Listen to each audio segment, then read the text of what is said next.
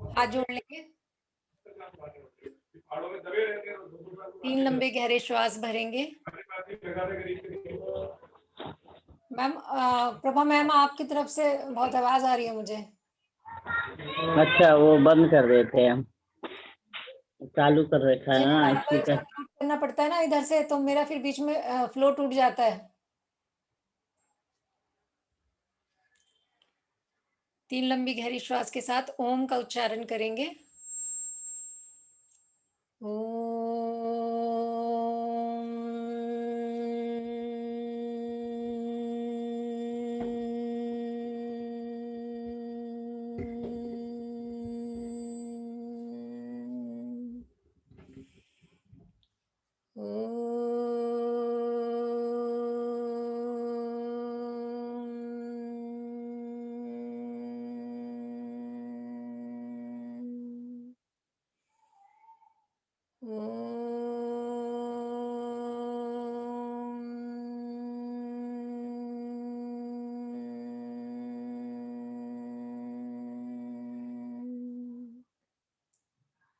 हे ईश्वर,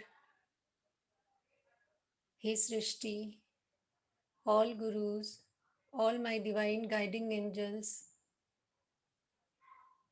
सभी दिव्य आत्माएं, please bless us, bless us, bless us.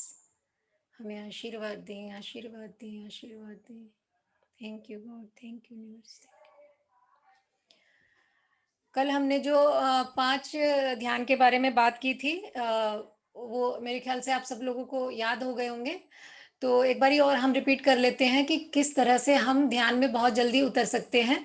तो ये हमने कल 5 चीज़ें डिस्कस की थी कि नंबर 1 तो प्रकृति ध्यान, और समूह में जब हम ग्रुप में जब मेडिटेशन करते हैं तो हमारा ध्यान बहुत अच्छा लगता है, क्योंकि हमारी जो वाइब्रेशंस हैं, हमारी जो एनर्जी है वो एक दूसरे के साथ कनेक्ट हो जाती है।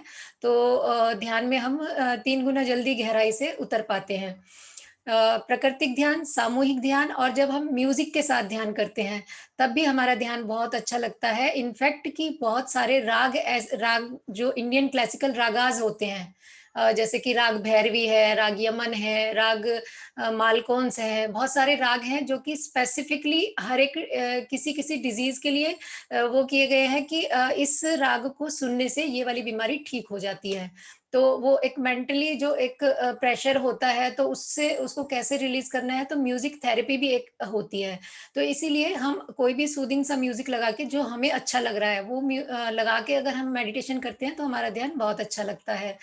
3 हो गए, और 4th था हमारा, एक मिनट, प्रकृति ध्यान, सॉरी, हमारा सामूहिक ध्यान, म्यूजिक के साथ ध्यान, और एक प्रकृति के सानिध्य में जब हम ध्यान करते हैं। जैसे कि जो भी ऋषि मुनि होते हैं वो इसीलिए आश्रम में रहते हैं, या इसीलिए वो पेड़ पौधे के नीचे बैठकर तपस्या करते हैं कि वो ध्यान की गहराई में बहुत जल्दी उतर पाए। एक होता है पिरामिड ध्यान। पिरामिड ध्यान में भी बहुत जो यूनिवर्सल एनर्जी होती है, पिरामिड का जो एक ज्योमेट्रिकल शेप होती है वो इतनी ज्यादा एक होती है। हाँ जी मैम, आवाज नहीं आ रही? आवाज नहीं आ रही?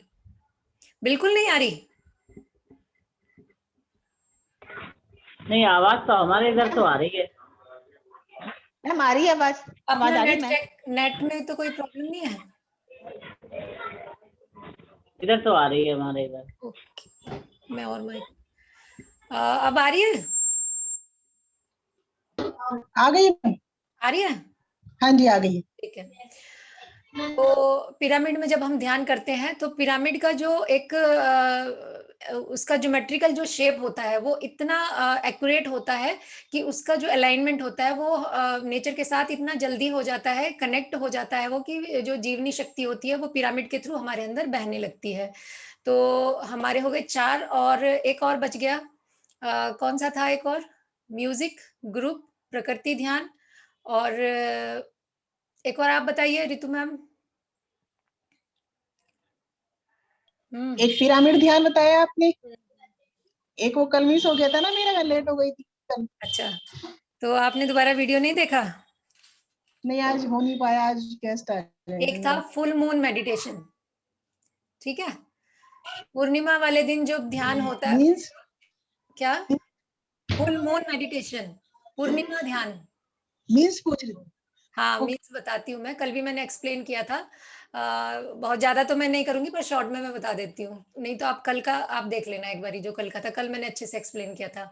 तो पूर्णिमा ध्यान का ये होता है कि जब पूर्णिमा आती है, तो फुल मून होता है, तो पृथ्वी और पूर्णिमा एक सीध सॉरी, पृथ्वी और चाँद दोनों एक सीध में आ जाते हैं, जिससे कि पूरी जो एक रोशनी होती है वो पृथ्वी पर तो आती ही है, लेकिन चंद्रमा के अंदर भी एक गुरुत्वाकर्षण शक्ति होती है, मैग्नेटिक जो एक पावर होती है वो होती है। तो वो जो चंद्रमा की जो किरणें हैं वो हमारे जो धरती पर जितना भी वाटर है उसको अपनी तरफ अट्रैक्ट करती हैं, ठीक है। तो जो समुद्र का पानी है, समुद्र में जिसको कि ज्वार भाटा बोलते हैं या हाई टाइड्स बोलते हैं, तो पूर्णिमा के दिनों में समुद्र में बहुत तेज तेज से लहरें उछलती हैं, जिसको कि ज्वार भाटा बोलते हैं। इतनी तेजी से उछलती है कि पानी जो चांद होता है पूर्णिमा वाले दिन पानी को अपनी तरफ खींचता है, और वो आता ही आता है, ये साइंटिफिक प्रूव है, ठीक है। तो हमारे अंदर भी जैसे पृथ्वी पर 70% जल है, वैसे ही हमारे अंदर भी 70% जल है, और हमारे इमोशंस, हमारी भावनाएं उससे बहुत ज्यादा जुड़ी हुई हैं। तो हमारे अंदर भी वो हाई टाइड्स आते हैं, बट हम उन्हें देख नहीं पाते, क्योंकि हम अपने काम में इतना बिजी होते हैं, या हमें इस चीज का पता नहीं है कि वो सब चीज हमारे अंदर क्या घटित हो रही है। तो जो भी पृथ्वी पर जैसे जो भी मैग्नेटिक फील्ड, जैसे पृथ्वी एक अपने आप में मैग्नेट है कि सारी ऊपर की चीजों को वो अपनी तरफ अट्रैक्ट करती है, ठीक है। ऐसे ही हमारे अंदर भी यही है कि हमारी जो एनर्जी होती है वो यूनिवर्स की जो एनर्जी को अपनी तरफ अट्रैक्ट करती है, बट कैसी एनर्जी को अट्रैक्ट करेगी वो हमारे ऊपर डिपेंड करता है। कि अगर हमारे पॉजिटिव, हम लोग, हमारी जो भावनाएं हैं वो पॉजिटिव है, तो वो पॉजिटिविटी को अट्रैक्ट करेंगे, और जो अगर नेगेटिव है तो नेगेटिविटी को ज्यादा अट्रैक्ट करेंगे। तो ये एक रूल है। और पूर्णिमा का विशेष जो एक मैंने एक्सप्लेन कल किया था वो यही था। कोई बात नहीं, अगर आपको याद भी है तो आप बार बार सुनोगे तो वो आपके दिमाग में फीड हो जाएगा, ठीक है। तो पूर्णिमा का यही था कि विशेष कि जब हाई टाइड्स आती हैं तो हमारे अंदर, तो जो अगर पॉजिटिव थॉट्स चल रहे हैं पूर्णिमा वाले दिन, तो वो और ज्यादा पॉजिटिव हो जाएंगे, क्योंकि वो उसका एकदम से जैसे ज्वार भाटा की तरह वो बढ़ता है, ठीक है। और अगर और नेगेटिव थॉट्स चल रहे हैं तो वो और ज्यादा बढ़ेंगे। तो इसलिए कहते हैं कि पूर्णिमा वाले दिन अगर आप ध्यान करते हैं तो वो कई गुना तेजी से घटित होता है। तो पूर्णिमा से पहले दिन और पूर्णिमा से अगले दिन, ये 3 दिन होते हैं कि अगर हम इन 3 दिनों में, जैसे कि आपने अगर कभी सुना होगा या शास्त्रों में पढ़ा होगा कि इन दिनों में सिद्धियां भी प्राप्त कर लेते हैं लोग, जो जैसे नवरात्रे के दिन होते हैं या पूर्णिमा के, तो इनका साइंटिफिक रीजन है। तो पूर्णिमा का यही है कि हमारी भावनाओं के साथ ही हमारे इमोशंस और हमारे थॉट्स जुड़े हुए हैं। तो जितना जितना जो अपने उन उन दिनों में अपनी भावनाओं का विशेष रूप से ध्यान रखना चाहिए कि अगर आप उन दिनों में आपको कुछ नेगेटिव फील हो रहा है तो आप उसको चेंज करने की कोशिश करें, चाहे किसी भी तरह से, मतलब चाहे आप पूजा पाठ करें, चाहे आप कोई स्वाध्याय कर ले, या जैसे भी, या ध्यान करें। तो ये और मतलब वो चीज और ज्यादा अप होगी आपकी, ठीक है। जो भी उस समय चल रहा है, अगर कोई सोच रहा है डिप्रेशन में है और वो सोच रहा है मैं तो डिप्रेस्ड हो गया, टेंशन में उसकी, तो और ज्यादा वो इंक्रीज हो जाएगी, क्योंकि हमारे जो इमोशंस और विचार हमारे वाटर जो हमारा एलिमेंट है उसके साथ कनेक्टेड है। तो जैसे जैसे वो वाटर एलिमेंट में हमारे भावनाएं जब घुल जाती हैं तो वो और ज्यादा हाई टाइड्स की होती है, तो हमारे माइंड में बहुत ज्यादा प्रभाव डालती हैं। तो ये तो हुआ कल का जो हमारा था, एक रिवीजन हो गई। तो पूर्णिमा पर ध्यान रखेंगे कि आप मतलब जरूर अच्छे से जितना ज्यादा हो सके ध्यान करें, पूजा पाठ करें। तो जितना आप पॉजिटिव चीजें क्रिएट करेंगे तो वो आपके लिए बहुत अच्छा इफेक्ट लेकर आएंगी। तो पूर्णिमा के पहले दिन और उस दिन और नेक्स्ट डे, तीनों दिन बहुत ही ये विशेष रूप से ध्यान के लिए बहुत अच्छे होते हैं। ये रात में ही करना चाहिए या किसी नहीं, भी समय कर पूर्णिमा सकते में हैं? पूरा दिन पूर्णिमा का होता है, तो किसी भी दिन करो, लेकिन रात में जब चांद पूरा एकदम निखर के आता है तो उसमें और ज्यादा, शाम का ध्यान भी बहुत अच्छा है। ठीक बट है। मैंने कहा कि 3 दिन है तो फिर मॉर्निंग में भी कोई नहीं, वो चांद तो अपनी जगह पर है ही ना। बेशक हमें वो दिन में दिख नहीं रहा, लेकिन वो हाँ तो अपनी जी, हाँ जगह पर जी। है ना। तो ये पूरा 3 दिन का प्रोसेस रहता है, और विशेष रूप से पूर्णिमा वाले दिन ज्यादा मतलब इनका असर होता है, ठीक है। ओके। तो ये तो हमारा था कल का थोड़ा सा रिवीजन। और आज हम चलेंगे कि एक मैं थोड़ा सा और एग्जांपल देके आपको, यही है कि स्पिरिचुअलिटी से रिलेटेड हम थोड़ा थोड़ा डिस्कशन करते रहेंगे। तो हमारा जो एक थोड़ा-सा स्पिरिचुअल जर्नी का है वो भी थोड़ा धीरे बढ़ती जाएगी। अगर हम खाली डायरेक्टली ध्यान करना शुरू कर दें क्लास शुरू होते ही, तो थोड़ा-सा उसमें हमें समझने में भी दिक्कत होती है और हमारी जो स्पिरिचुअल ग्रोथ है वो उतनी हिसाब से नहीं हो पाती। या तो स्पिरिचुअल ग्रोथ करने का एक तरीका है कि हम लगातार ध्यान करते चले जाएँ और कहीं हमें आत्मज्ञान की कुछ अनुभूतियाँ होने लगे, तो या तो वो है या फिर हम थोड़ा-थोड़ा सुन के और चीज़ों को अपने अंदर घूमने दें, ठीक है?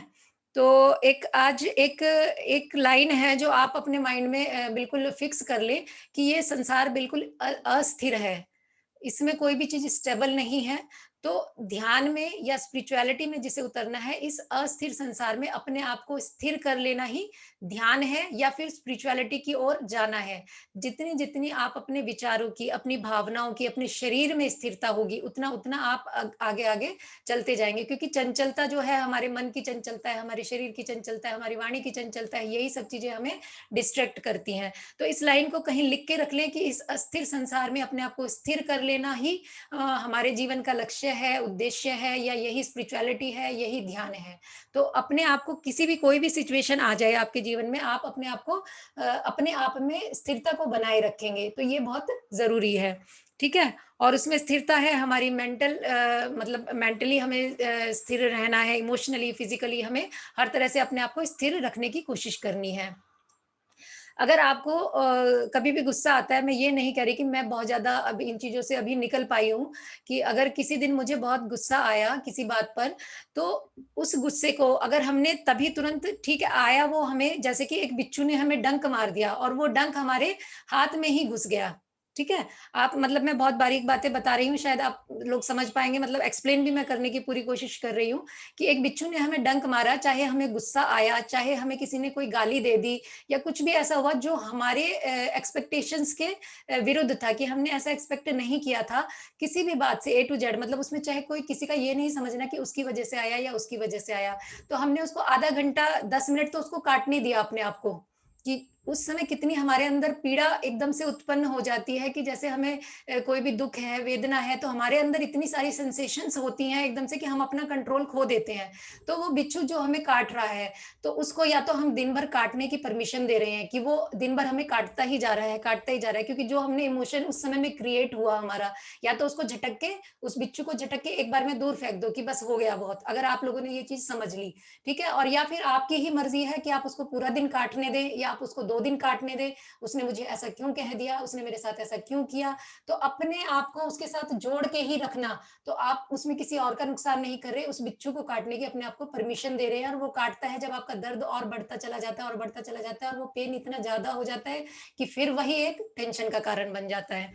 तो ठीक है, तो कोई भी हमारी सिचुएशन जीवन में आती है कि जो हमारे अनुकूल नहीं है, ठीक है? जभी हमें प्रॉब्लम होती है कि जो हमारे अनुकूल कोई चीज़ नहीं होती, जब कहते हैं कि अनुकूल परिस्थिति में तो सभी समता धारण कर सकते हैं, लेकिन जब प्रतिकूल परिस्थिति होती है, तब अगर हम अपने आप को समता में रख पाएँ, बैलेंस में रख पाएँ, जबकि उस समय में ज़्यादा ज़रूरत होती है अपने आप को बैलेंस रखने की, और उसी समय हम अपना बैलेंस खो देते हैं। क्योंकि अगर कोई प्रतिकूल परिस्थिति आई है, तो हमें अगर उससे निकलना है, तो हम तभी निकल पाएँगे कि जब हम अपने आप को बैलेंस कर पाएँगे।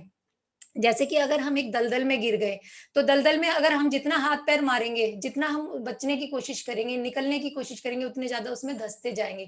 तो कब हम निकल सकते हैं? अपने आप को बैलेंस करके, और सोचना है कि हमें किस तरह से इस चीज़ से निकलना है, ना कि हमें हाइपर हो जाना, रिएक्ट करना, ये सब चीज़ें। तो यही है कि एक बिच्छू को आप कितनी देर अपने आप को डंक मारने की इजाज़त दे रहे हैं, कितनी देर उसको परमिशन दे रहे हैं, ये आपके अपने हाथ में है। ठीक है? और 2-3 लाइनें और हैं, मैं आपको बताती हूँ कि जैसे हम कुछ सुनते हैं, तो हम भूल जाते हैं, जिसको कि हम श्रुत ज्ञान कह सकते हैं, कि हम बहुत टाइम से सुन रहे हैं, लेकिन वो हमें जितना भी हमने सुना, शायद उसका 1%, 2% या 10% हम मान लें कि हमें याद रहेगा, ठीक है? लेकिन अगर हम खाली सुना हमने, तो भूल गए, और अगर हम देखते हैं किसी चीज़ को, देखते हैं मतलब इन द सेंस कि जो हमने सुना है, उसको हमने देख लिया, जैसे कि कोई मूवी देख रहे हैं, ठीक है? तो वो हमें और ज़्यादा याद रहता है। बजाए खाली एक सुनने से हमें कम याद रहता है, हम देखते हैं, तो हमें वो थोड़ा माइंड में ज़्यादा याद रह जाता है। लेकिन जब हम कुछ करते हैं, अब जब हम अगर उसको कुछ करते हैं तब हम उसको जान पाते हैं। तो मैं उसको आपको एग्जांपल से बताऊँगी, जैसे कि हमने श्रुत ज्ञान अपना शास्त्र में पढ़ लिया, प्रवचन सुने तो हमें कुछ थोड़ा और ज़्यादा याद हुआ, या फिर हमने मुनि महाराज को देखा या भगवान को देखा कि हाँ, ये ऐसे है, तो मतलब कुछ ना कुछ ये है। लेकिन उनको देखने से हमें कभी भी आत्मज्ञान तो नहीं प्राप्त हुआ, ठीक है? आत्मज्ञान कब प्राप्त होगा? जब मैं कुछ करता हूँ, जब मैं कुछ करूँगा, ठीक है? उनके जैसा कुछ करूँगा तभी मुझे आत्मज्ञान प्राप्त होगा। ऐसे आप सिर्फ़ देखने से और सिर्फ़ सुनने से हमें कभी भी आत्मज्ञान प्राप्त नहीं होगा। जैसे कि एक डॉक्टर है, उसकी पढ़ाई हुई, फिर उसने प्रैक्टिकल में देखा तो उसको बहुत अच्छे से याद हो गया, लेकिन वो डॉक्टर कब बनेगा? जब वो खुद प्रैक्टिकल करेगा। तब तक तो डॉक्टर नहीं बन सकता जब तक कि वो प्रैक्टिकल नहीं करेगा। तो ज़रूरी क्या है कि पढ़ाई भी ज़रूरी है, बिना पढ़े भी बेस तो क्योंकि पढ़ाई ही है, श्रुत ज्ञान जिसको कहते हैं बेस तो वही है हमारा। तो वो भी पहले ज़रूरी है कि पहले हमने पढ़ा, फिर उसको प्रैक्टिकल किया, पढ़ा हमने, फिर जो प्रैक्टिकल करके हमें किसी ने दिखाया कि ऐसे-ऐसे ये करेंगे तो ऐसे होगा। क्योंकि जब हम एमबीबीएस या डॉक्टर कोई होता है तो उसकी प्रैक्टिकल ज़रूरी होते हैं। तो उसको प्रैक्टिस में लाना हो, देखा लोगों को करते हुए कि ऐसे-ऐसे होगा। लेकिन डॉक्टर वो तभी बनेगा जब वो खुद करेगा, ना कि सिर्फ़ देखने से।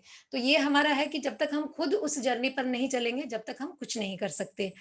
तो और एक और है कि आप थोड़ी देर के लिए ये आप भूल जाएँ कि आपका कोई धर्म है। मतलब मैं कुछ बताना चाहती हूँ तो तभी आप वो समझ पाएँगे कि मैं हूँ या आप हैं या कोई भी है। तो थोड़ी देर के लिए आप भूल जाएँ कि आप किसी ऐसे टापू पर हैं जहाँ कोई धर्म नहीं है।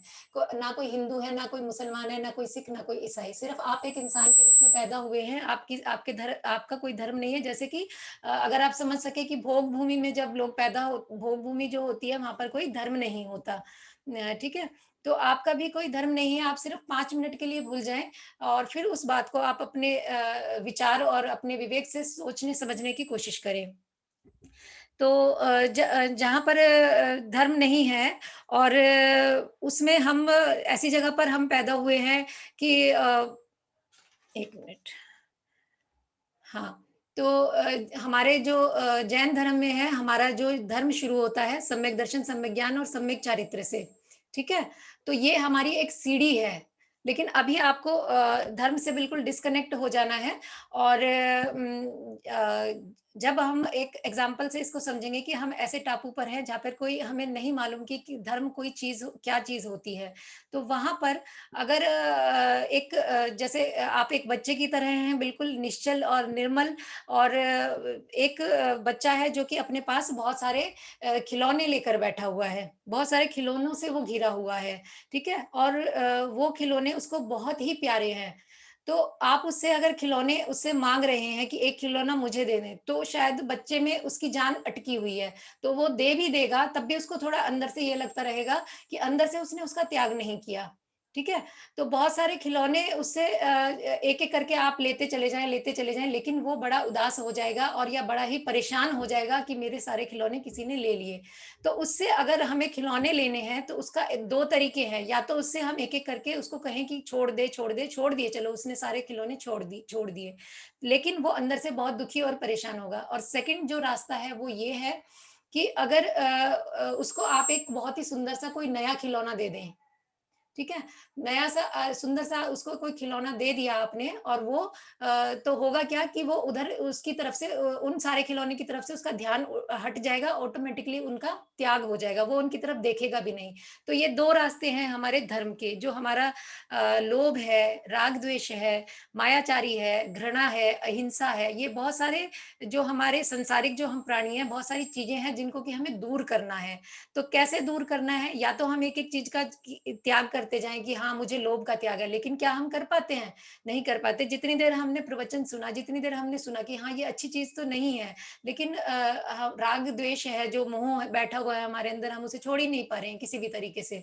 तो उसको छोड़ने का तरीका क्या है? या तो आप छोड़ो, तो आपको छोड़ना नहीं है, आपको पकड़ना है कुछ। ठीक है? जब आप कुछ नया पकड़ लेंगे, तो वो जो पुराना है, वो अपने आप ही छूट जाएगा, तो हमें वो प्रयास भी नहीं करना पड़ेगा और वो इस तरह से छूट जाएगा कि हमें कभी याद ही नहीं आएगा।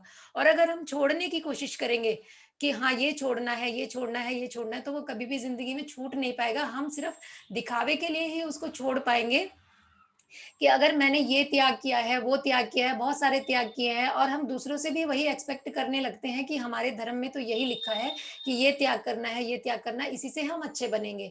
ठीक है, वो एक तरीका है बहुत अच्छा, लेकिन उससे हमारे जैसे अगर कर्मों की भी निर्जरा हो रही है, लेकिन वो मध्यम मार्ग नहीं है। तो मध्यम मार्ग क्या है? तो हमारे धर्म की जो पहले, किसी के भी धर्म की मतलब पहली सीढ़ी है, जो आत्मज्ञान पाना चाहता है, तो उसका फर्स्ट क्या है कि अगर हमें हमें प्रज्ञा जागृत हो जाती है, हमें अपना जो एक आत्मज्ञान प्राप्त हो जाता है। आत्मज्ञान प्राप्त होने के बाद ये सारी चीजें अपने आप ही विसर्जित हो जाएंगी, वो फिर रहेंगी नहीं, ना हमें उनका मलाल रहेगा, ना हमें प्रयत्न करना पड़ेगा।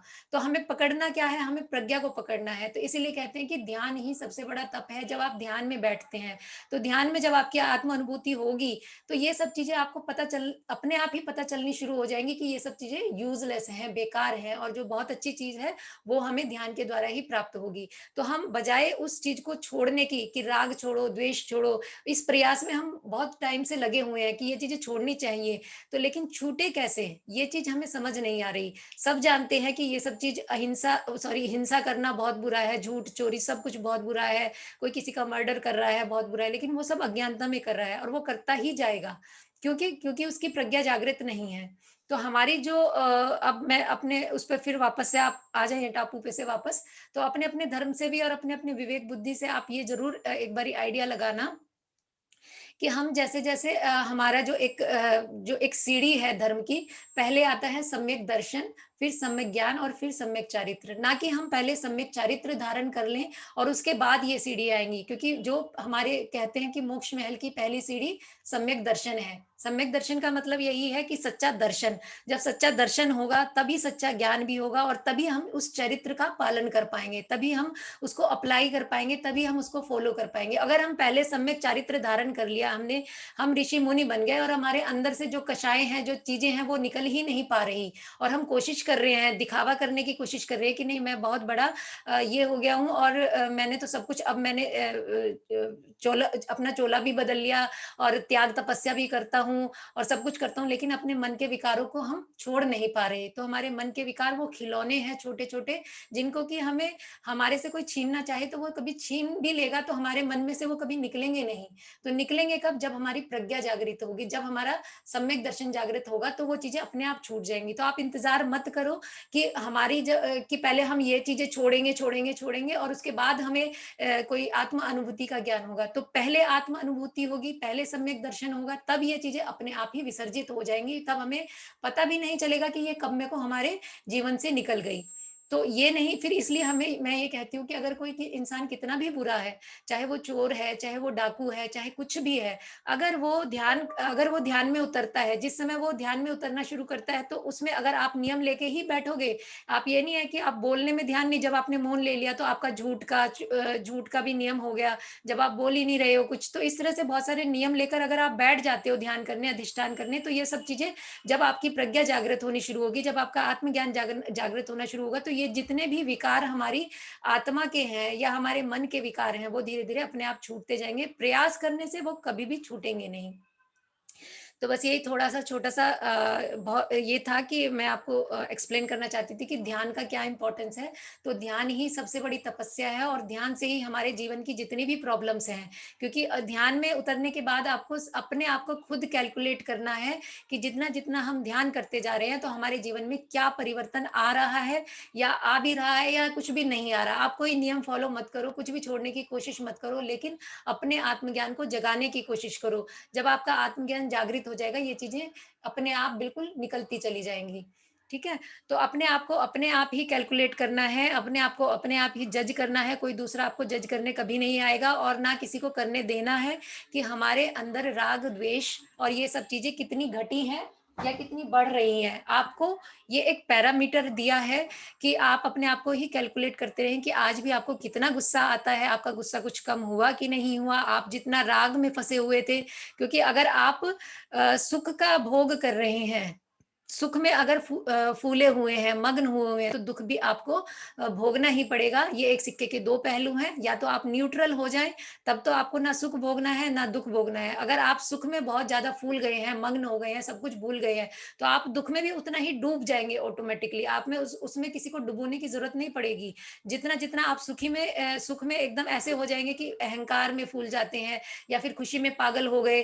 तो इसलिए कहा है कि समता में रहना है, बैलेंस रहना है बिल्कुल। तो जब भी बैलेंस रहेंगे, समता में रहेंगे, तभी ध्यान घटित होगा और तभी आप जीवन की सच्चाई को समझ पाएँगे। तो ना तो होकर सुख में मग्न ना फूलें और दुःख में कभी ना घबरावें। तो ये सब चीज़ को अगर आप अपने माइंड में रखेंगे तो बहुत जल्दी आपको बैलेंस होना आ जाएगा और बैलेंस होने में ही ध्यान घटित होता है। शरीर का भी समता में रखना है। समता कह लें या उसको संतुलन भी कह सकते हैं या समता एक कुछ-कुछ 3-4 शब्द हैं, अनित्यता है, समता है, जागरूकता है, ये सब चीज़ें हमारे ध्यान की फाउंडेशन है, तो इन चीज़ों को ध्यान में रखना बहुत ज़रूरी है। तो ये आज का लेक्चर हो गया।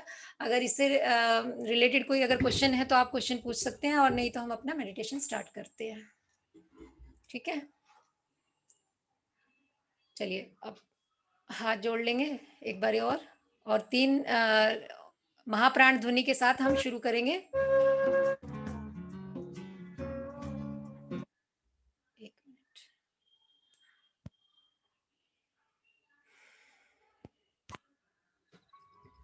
किसी भी सुखासन का चुनाव कर लेंगे। पद्मासन,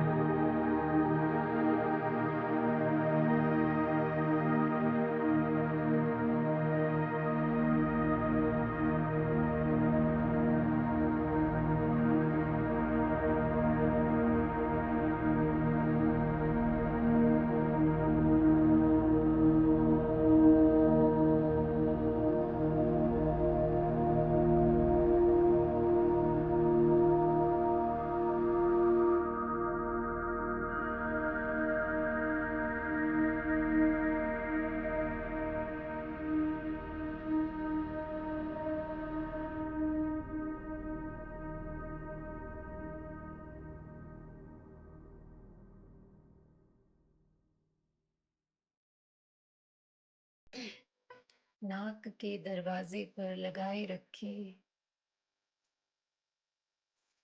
दृढ़ता पूर्वक।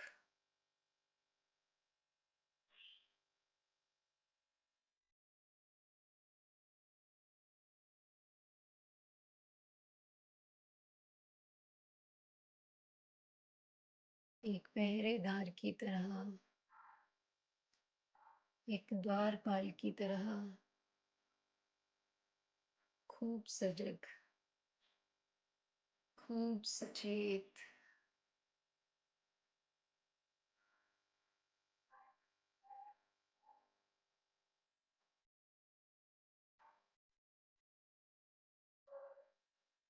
अपने श्वासों के साथ, अपने श्वासों के सहारे ही आपको अपने भीतर उतरना है।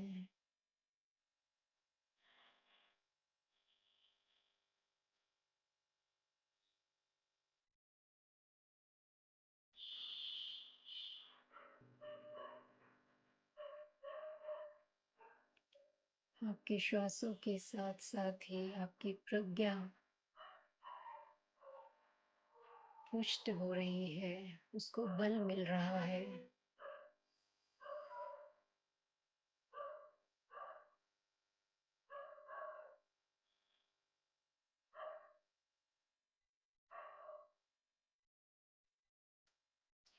एक भी सांस, कोई भी सांस आपकी बिना जानकारी के भीतर न जाने पाए, और एक भी सांस आपके बिना जानकारी के बाहर न जाने पाए।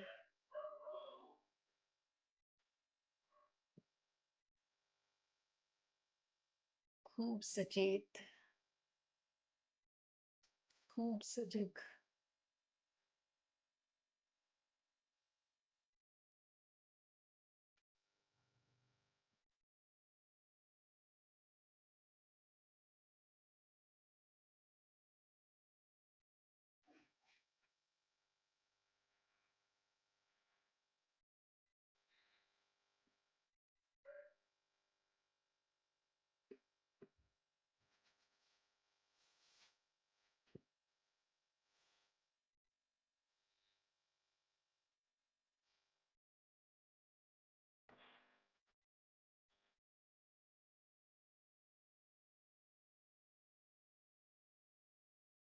संघर्ष करना है, युद्ध करना है अपने ही आप से।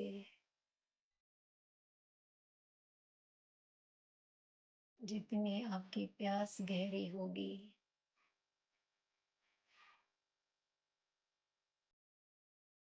उतनी ही जल्दी बरसात होगी।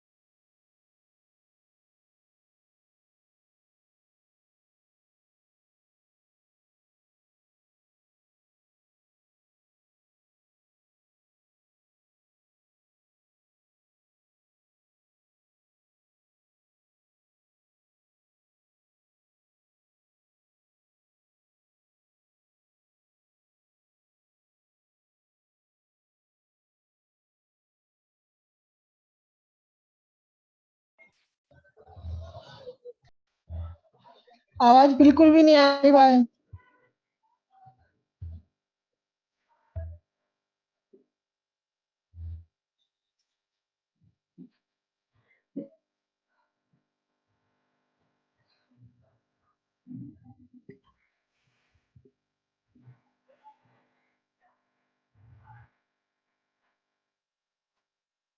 हर आती जाती श्वास को देखना है,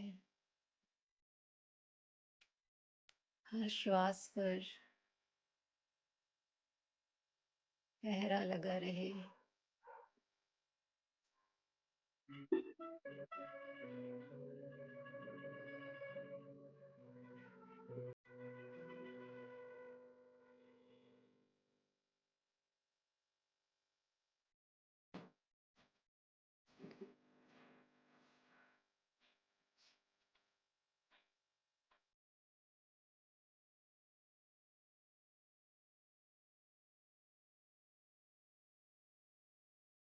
खूब सचेत, खूब सजग,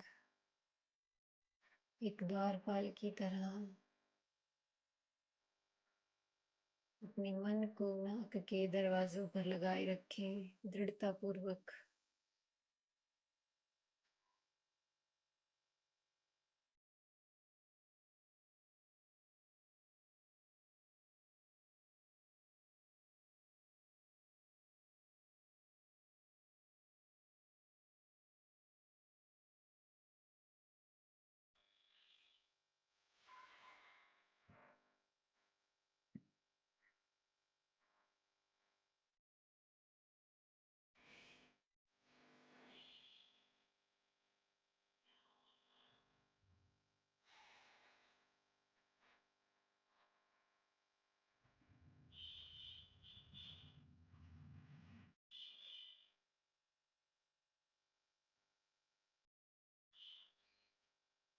पूरी सजगता,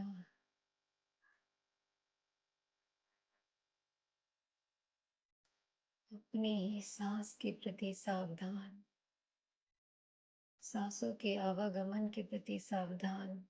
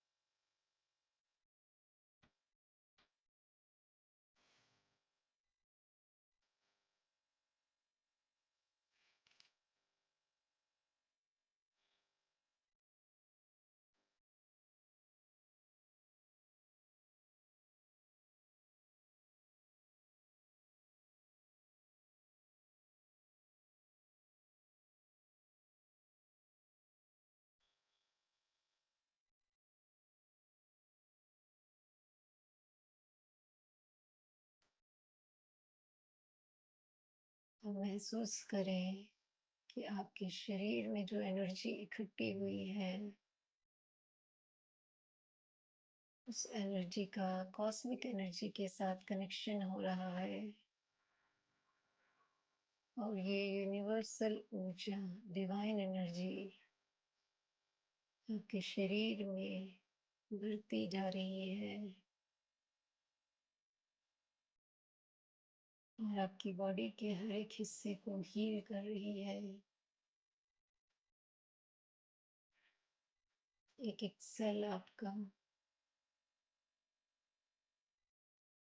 उसे जो ऊर्जा मिल रही है वो बिल्कुल संतुलित है, ना कम ना ज्यादा। आपके शरीर के जिस हिस्से में भी कोई दर्द है, उस एनर्जी को वहां जाता हुआ महसूस करें।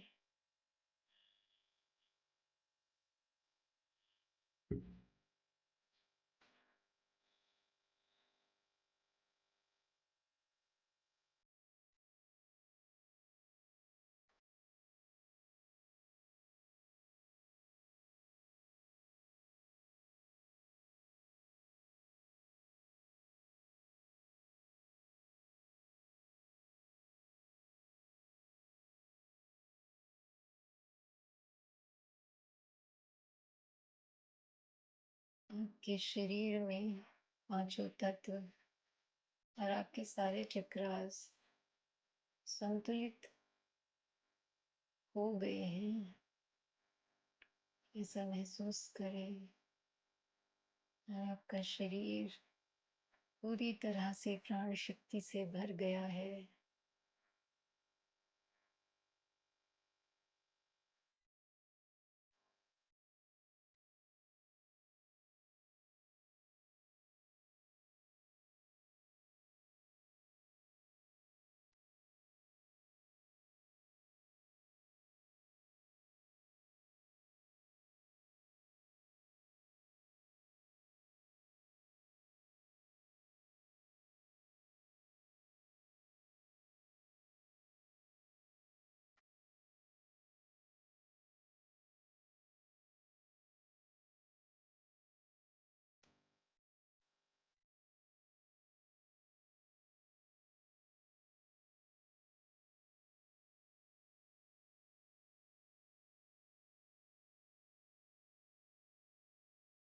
और ध्यान के इन सभी ऊर्जाओं को साथ लेकर, एनर्जी को साथ लेकर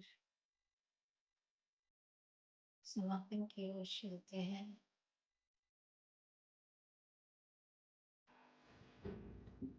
ईश्वर के प्रति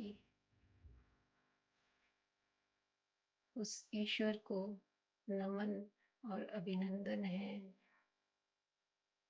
इस सृष्टि को भी नमन, सभी गुरुओं को नमन, सभी डिवाइन गाइडिंग एंजल्स को नमन। Thank you, thank you, thank you, thank you. क्षमा प्रार्थना करेंगे।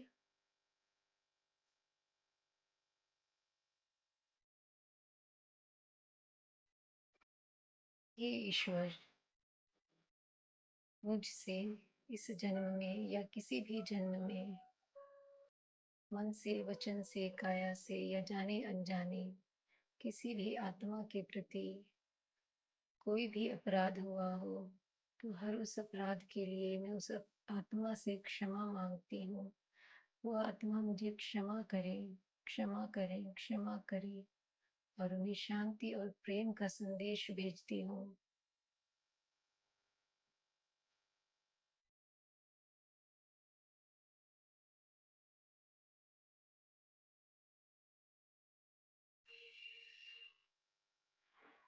और मुझसे मेरे प्रति किसी भी आत्मा ने कोई अपराध किया हो तो उसे भी मैं क्षमा करती हूँ। सबको क्षमा और सबसे क्षमा, यही जीवन का आधार है। Thank you God and thank you universe. अपने हाथों को रगड़ कर अपनी आंखों पर रखेंगे और धीरे धीरे अपनी आंखों को अपनी हथेलियों के बीच में ही खोलेंगे।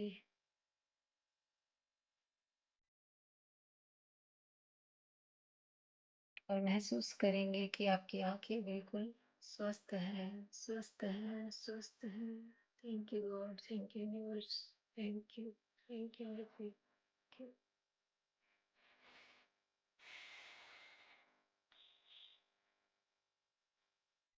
Thank you all of you. और ये बीच में म्यूट हो गया अपने आप, मुझे पता नहीं चला। लेकिन अगर कोई टेक्निकल प्रॉब्लम होती है तो आप अपने ध्यान में लगे रहें, क्योंकि ध्यान की एक विधि जो मैंने आपको बता दी है तो उसे करते रहें। क्योंकि मैंने पहले भी कहा था कि इसमें कई बार कुछ हो जाता है कि शायद मैंने म्यूट किया हो आप लोगों को और ये मेरा म्यूट हो गया इधर से और मैं बोल रही थी कंटिन्यू। ठीक है, तो कोई इश्यू नहीं है। मतलब आप अगर अपनी श्वास पर ध्यान लगा रहे हैं तो कंटिन्यू उसको करें। तो आपको मतलब अपना ध्यान कंप्लीट करना है अगर इस तरह की कोई प्रॉब्लम हो जाती है। क्योंकि अगर हम आमने सामने ध्यान कर रहे हैं तो फिर भी बहुत सारी चीज़ें अलग तरह की होती हैं, और ऑनलाइन अगर हम कर रहे हैं तो बहुत सारी प्रॉब्लम्स भी आती हैं, तो उनको भी एक्सेप्ट करना है। ठीक है, तो आप लोग सब 15 मिनट्स का मौन रखेंगे। और कल हमारा ऑफ रहेगा। और एक और मैं कुछ बताना चाहती हूँ आप लोगों को क्या हम बात करें या अब अपना ऑफ करें? नहीं, बताइए आप। अच्छा, ठीक है।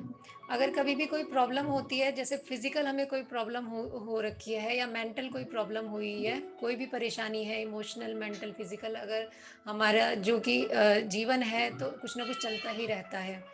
तो हम कोशिश करते हैं उससे निकलने की, लेकिन निकल नहीं पाते। ठीक है? तो कुछ एक यही है कि हमारी भावनाओं में, अगर हम अपनी भावनाओं के द्वारा हम अपने आप को हील कर सकते हैं, तो उसका एक छोटा-सा तरीका है जो मैं बता बता रही हूँ।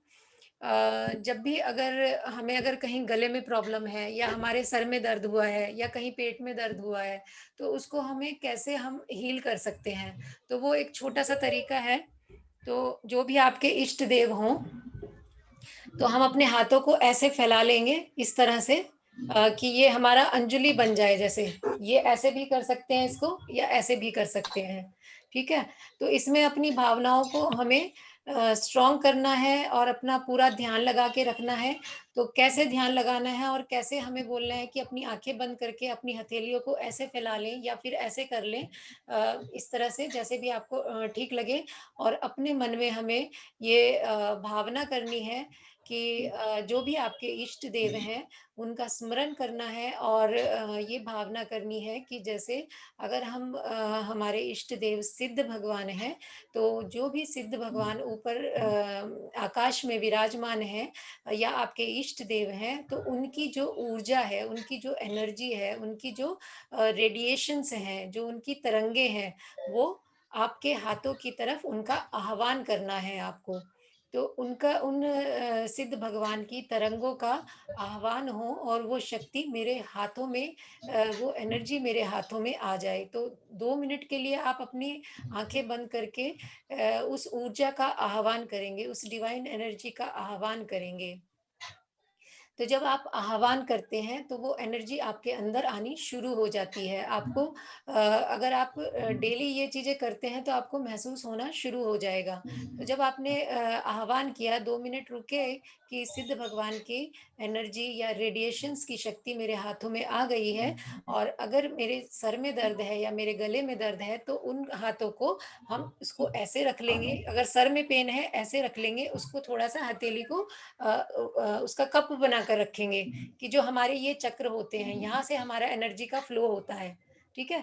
तो ये एनर्जी का ये बना के रखा आपने, जो सिद्ध भगवान की एनर्जी आपके हाथों में आ गई है, तो अब ये हमें भावना करनी है कि ये एनर्जी जो सिद्ध भगवान की एनर्जी है, वो मेरे उस एरिया में, उस हिस्से में प्रवेश कर रही है जहाँ पर मुझे दर्द है, जहाँ पर मुझे कोई प्रॉब्लम है और वो एनर्जी के थ्रू हमारी वो परेशानी बिल्कुल हील हो रही है। और अगर आपकी भावना स्ट्रांग होगी, तो वो हील होगी ही हर हालत में।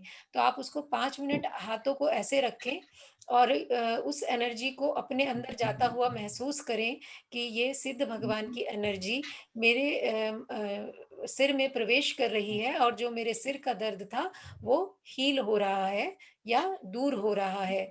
तो ये इसमें आप अपनी भी हीलिंग कर सकते हैं या घर में जैसे बच्चे हैं, तो उनकी भी हीलिंग करी जा सकती है। और ये अगर आप पूरी भावना के साथ इसको करेंगे, तो ये ज़रूर ही असर करेगी। ऐसा नहीं है कि नहीं करेगी। आपको भी कहीं पेन है या कहीं प्रॉब्लम है या आपको कुछ अच्छा नहीं लग रहा, जैसे कि मन बहुत उदास है, तो आप अपने हार्ट की यहाँ पर हीलिंग करें कि भावनाओं से ही उदासी बनती है। तो आपने सिद्ध भगवान की एनर्जी का आह्वान करके अपने हाथों में, और फिर जब ये हीलिंग करने के बाद उनको थैंक यू बोलना बिल्कुल भी नहीं भूलना कि सिद्ध भगवान की एनर्जी से जो मेरा दर्द दूर हुआ है, तो उनके प्रति कृतज्ञता को प्रकट करना, ग्रैटिट्यूड करना या उनको थैंक यू बोलना और हर पल उनके स्मरण में रहना कि हाँ, उनकी ही वजह से मेरा हर दर्द दूर हो जाएगा। और क्योंकि वो रेडिएशंस जो है उनकी पूरे ब्रह्मांड में है आज भी, और जब हम आह्वान करते हैं तो वो आती ही हैं ज़रूर और हर हालत में आती हैं, डिपेंड करता है हमारी भावनाओं पर। तो जब हमारी भावनाएं स्ट्रांग होंगी, तो वो एनर्जी आएगी ही और हमें हील करेगी ही हर हालत में। तो ये एक बहुत छोटा सा प्रयोग आप ज़रूर करके देखें और इसका मैं अभी आपको करवा सकती हूँ। अगर थोड़ा-सा आप एक्सपेरिमेंट करें, अपने हाथों को ऐसे रगड़ें, थोड़ी देर करिए आप करें। अभी जो ध्यान में आपने एनर्जी इकट्ठी की है, उस एनर्जी को आपको महसूस मैं करवाना चाहती हूँ कि आपकी जो ऑरा का जो रेडिएशंस है या आपका एनर्जी का लेवल इस समय कितना बढ़ चुका है। ठीक है, ये किया आपने। अब अपने हाथों को एक सीध में ऐसे रख लें, ऐसे रखें एक सीध में, बिल्कुल। अब इसको आंखें बंद करके धीरे धीरे धीरे अपने हाथों को एक दूसरे हाथ के पास लेते आना है, बहुत धीरे बहुत धीरे। और फिर ऐसे ऐसे कर पहले आप देख लें, फिर इन हाथों को हमें ऐसे ऐसे करके देखना है और हमें महसूस होगा वो एनर्जी। बहुत धीरे धीरे उसको ऐसे करना जैसे किसी गुब्बारे को हम पुश कर रहे हैं, कोई बैलून है हमारे हाथों के बीच में। और जब हम ये चीज देखते हैं कि हमारी एनर्जी का कितना लेवल हाई हो चुका है, तो हमें महसूस होने लगेगा कि हमारे हाथों को कोई चीज है जो पीछे की तरफ पुश कर रही है। जब पीछे की तरफ आपके हाथ पुश होने लगे तो उन हाथों को वहीं रोक दें।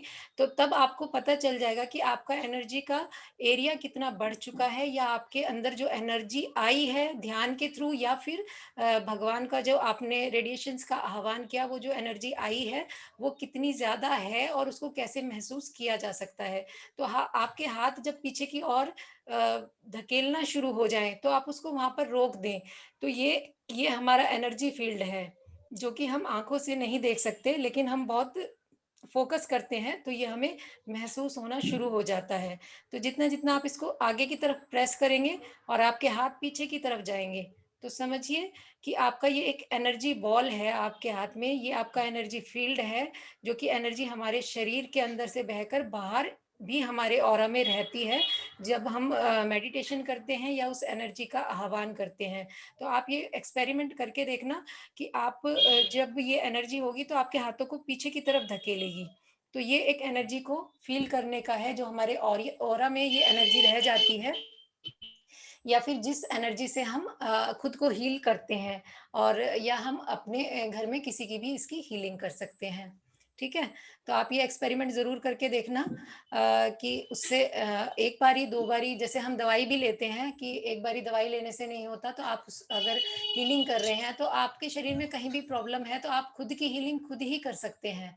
ठीक है, एक बारी करें, एक बारी में आराम नहीं होगा तो दो बारी तीन बारी, जैसे हम दवाई भी लेते हैं तो उसको दो बार तीन बार करें। अगर प्रॉब्लम ज्यादा बड़ी है तो उसको थोड़ा टाइम लग जाता है, लेकिन हीलिंग होती है।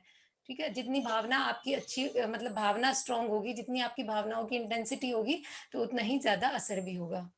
ठीक है, मंगल भावना कर लें। हाँ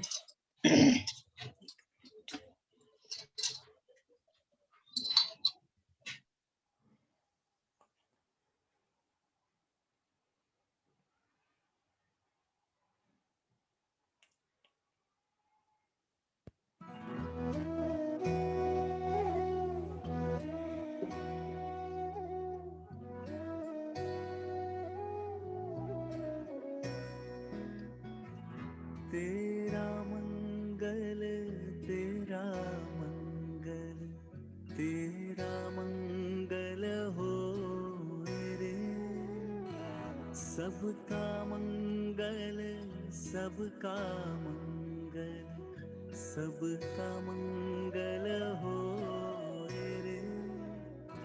जिस गुरुदेव ने धर्म दिया है उनका मंगल हो रे।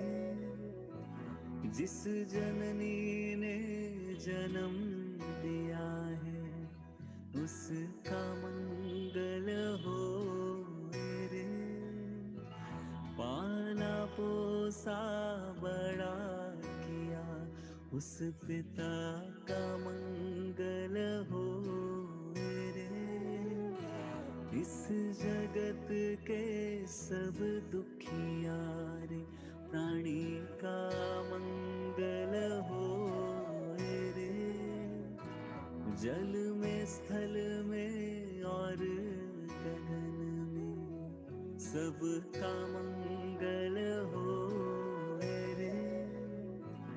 अंतर मन की गांठें टूटे अंतर निर्मल हो रे। राग द्वेष और मोह मिट जाए शील समाधि हो रे, शुद्ध धर्म धरती पर जागे, पाप पराजित हो रे, इस धरती के तरतिन में, कण कण में धर्म समोए रे, शुद्ध धर्म जन जन में जागे, घर घर में शांति समोए रे, तेरा मंगल मेरा मंगल, सबका मंगल हो रे, सबका मंगल हो रे, सबका मंगल हो। चलिए, good night. Thank you so much everyone.